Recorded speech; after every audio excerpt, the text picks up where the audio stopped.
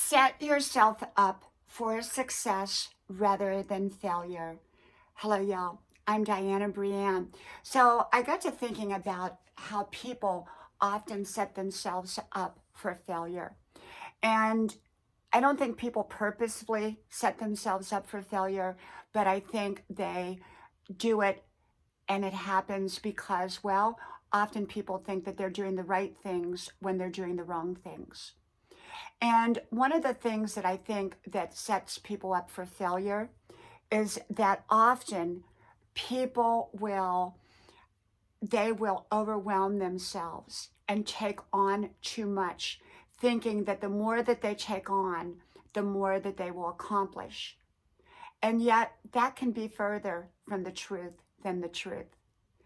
And so I think that when people overwhelm themselves with a goal, with an ambition, with a dream, with anything, often they throw in the towel. It becomes overwhelming. It becomes too much for them. They've taken on too much, exhausted themselves, and maybe feel like they've dug themselves too deep.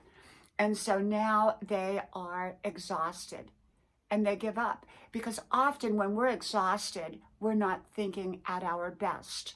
And when we're exhausted, that's often the time when people give up.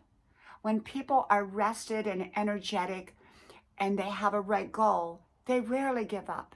They keep on going. The key to it is not to overwhelm yourself.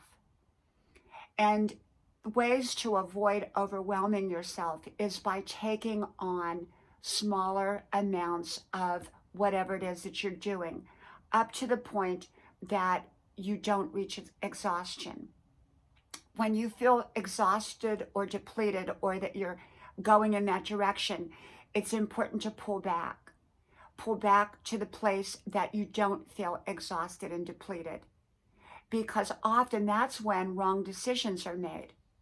When we're not thinking clearly, when we're not rested, when we are feeling emotionally depleted because, well, we've given everything out and not taken enough back in to refuel. And that's when people throw in the towel and they give up on their goals, their dreams, their ambitions, or their solutions. Yeah, and so the key to it is just to take your time and enjoy your journey rather than rush your journey, rather than overwhelm your journey. Goals and ambitions and dreams are a journey in and of themselves. And we want to enjoy that journey. We don't want to rush that journey. And we don't want to deplete ourselves along the way. Like I said, when you deplete yourself, often that's a time where people make mistakes. And then when they make enough mistakes, they go, well, I don't want to do this anymore. It's not working. And so I believe that sometimes it's sort of like the tortoise and the hare, that sometimes going a little bit slower and taking on a little bit less often can get us to where we want faster than if we're going too fast and depleting ourselves. Okay? Well, from my house to yours, may God bless you. I hope you like, share, subscribe, and I hope to talk to you soon again. Bye-bye.